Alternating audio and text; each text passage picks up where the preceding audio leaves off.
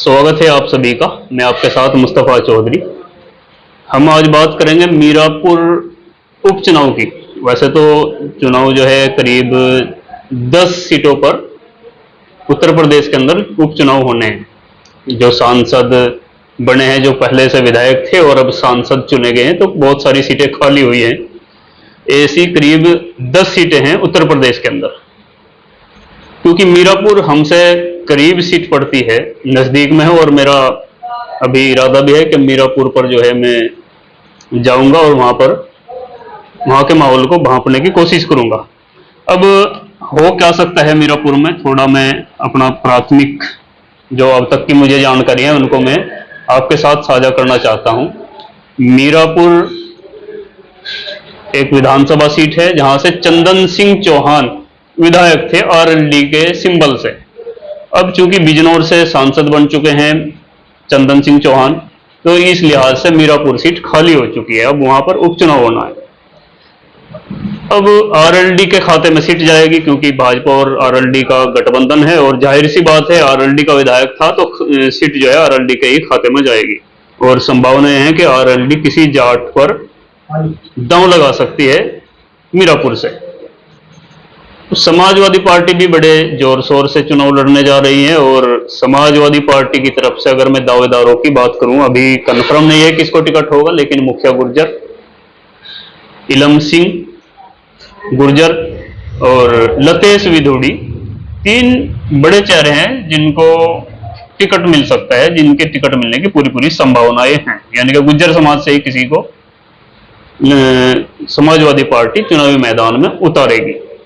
अब आजाद समाज पार्टी भी पूरी तैयारी से है। आजाद समाज पार्टी, जिसके राष्ट्रीय अध्यक्ष चंद्रशेखर आजाद उर्फ रावण हैं, और वो पहली बार चुनाव लड़े लोकसभा का नगीना से और सांसद चुनेंगे, इसलिए उनके भी हौसले बुलंद हैं। जिस तरह से नगीना से मुसलमान और दलित लामबंद होकर उनके पाले में गए हैं, तो इससे उनके भी हौसले बुलंद है। और 10 की 10 विधानसभा सीटों पर उपचुनाव पर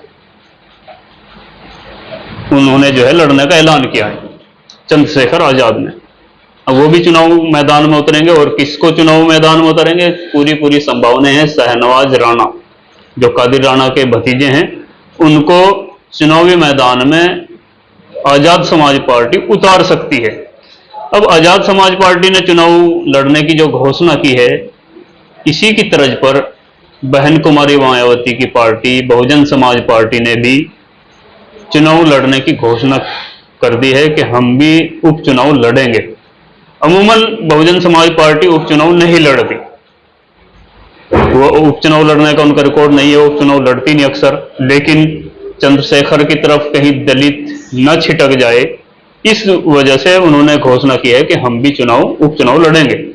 अब मुकाबला बड़ा दिलचस्प होगा। आरएलडी प्रमुख जयंत चौधरी सीट को लेकर काफी प्रयास कर रहे हैं कि वो उनको जीते, क्योंकि उन्हीं से ये सीट गई है, उन्हीं के विधायक ने इस्तीफा दिया है, और आरएलडी चाहती है कि दोबारा फिर ये सीट उन्हीं के खाते में जाए। और इस सबसे ज्यादा अगर सक्रियता किसी की आज के टाइम में, तो आरएलडी प्रमुख जयंत चौधरी के हैं, क्योंकि अभी आने वाली 21 जुलाई को एक बड़ी जनसभा भी मीरापुर में जयंत चौधरी करने जा रहे हैं, जिसकी जोर शोर से तैयारी कर दी गई है। आरएलडी के तमाम नेता विधायक जो हैं इस रैली के लिए जनसंपर्क अभियान चलाए हुए हैं, चाहे वो प्रसन्न चौधरी विधायक हो या अन्य विधायक हो या वहां के संगठन के पदाधिकारी जो भी हो।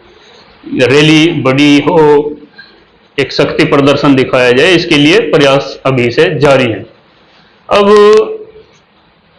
सवाल ये है, वैसे तो अभी समय है, किसी भी पार्टी ने आधिकारिक तौर से अभी घोषणा नहीं की है किसी भी प्रत्याशी की, सिर्फ अनुमान लगाए जा रहे हैं। मैंने जैसे आपको बताया किस पार्टी से कौन आ सकता है। अब आरएलडी से जाट की संभावना है, और समाजवादी पार्टी से गुर्जर की संभावना है। यदि ऐसा होता है तो मैं आपको बता दूं, गुर्जर भी वहां करीब 25-30 हजार की संख्या में बताया जाता है, जाट उससे भी ज्यादा हैं, और मुस्लिमों की संख्या भी 1 लाख प्लस बताई जाती हैं, दलित भी 25-30 हजार हैं।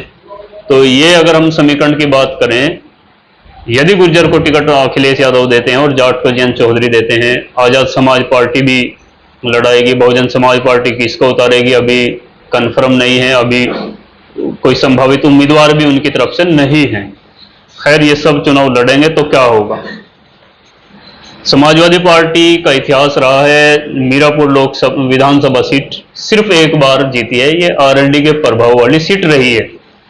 एक बार सिर्फ समाजवादी जीती है और वो भी चंदन सिंह चौहान के पिता संजय सिंह चौहान इस पर समाजवादी के सिंबल से चुनाव जीते थे। और अब चूंकि चंदन सिंह चौहान आरएलडी की तरफ है और आरएलडी और भाजपा का गठबंधन है, तो माना जा सकता है आरएलडी मजबूत स्थिति इस चुनाव में अपनी दर्ज कराएगी। और अभी लोकसभा चुनाव जो हुआ है इसकी अगर हम बात करें, लोकसभा चुनाव जो बिजनौर से जो सांसद चुने गए हैं चंदन सिंह चौहान, ये मीरापुर विधानसभा सीट भी उसी लोकसभा क्षेत्र में आती है। और यहां से मीरापुर विधानसभा के अगर हम बात करें तो 9000 के मार्जिन से आरएलडी के चंदन सिंह चौहान ही जीते हैं समाजवादी पार्टी के से।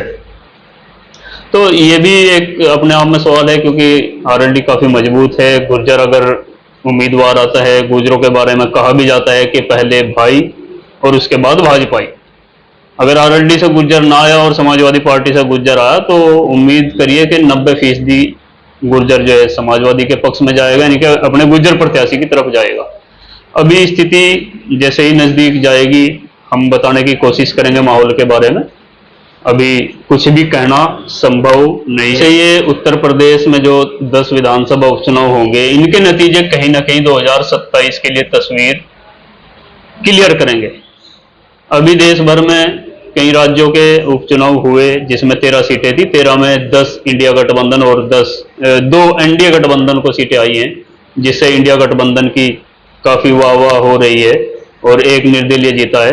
तो इसी लिहाज से अगर सबसे ज्यादा नजर जो है अब उत्तर प्रदेश के उपचुनाव पर पूरे देश भर की लगेंगी और खास तौर से ये 2027 का सेमीफाइनल माना जाएगा। यदि समाजवादी पार्टी जिस तरह से अभी लोकसभा में अपना अच्छा प्रदर्शन किया है, पहले नंबर की पार्टी बनी है, यदि इन 10 विधानसभा उपचुनाव में समाजवादी पार्टी अच्छा करती है तो ये समाजवादी के पक्ष में जाएगा, 2027 की स्थिति क्लियर करेगा। और यदि भारतीय जनता पार्टी अच्छा करेगी तो ये आने वाला समय जो है भारतीय जनता पार्टी के पक्ष में देखना शुरू करेंगे लोग। खैर ये कुल मिलाकर विधानसभा के जो उपचुनाव हैं 10 सीटों पर, ये कहीं ना कहीं 2027 का सेमीफाइनल माना जाएगा। ये आजाद समाज पार्टी जिस तरह से मुस्लिम चेहरे पर अपना दांव लगा रही है, और ये पूर्व में विधायक भी रहे हैं शहनवाज राणा, इनकी पत्नी जिला पंचायत अध्यक्ष भी रही है, काफी मजबूत चेहरा है। अगर इन पर आजाद समाज पार्टी दांव लगाती है और मुस्लिम और दलित अगर अपने पक्ष में लामबंद करती है या कुछ हिस्सा लेती है तो समाजवादी पार्टी का समीकरण बिगड़ सकता है, आरएलडी को मजबूती मिल सकती है। दूसरी तरफ अगर बहुजन समाज पार्टी किसको लड़ाएगी, किस चेहरे पर चुनाव लड़ेगी, ये भी एक समीकरण किसके बिगाड़ेगा, ये चेहरा आने के बाद ही पता चलेगा। वो आरएलडी का समीकरण बिगाड़ेगा, समाजवादी पार्टी का समीकरण बिगाड़ेगा, ये देखने वाली बात होगी। खैर आप क्या सोचते हैं मीरापुर विधानसभा के बारे में, अपनी राय हमें कमेंट बॉक्स में जरूर बताएं। चैनल को सब्सक्राइब करें। धन्यवाद।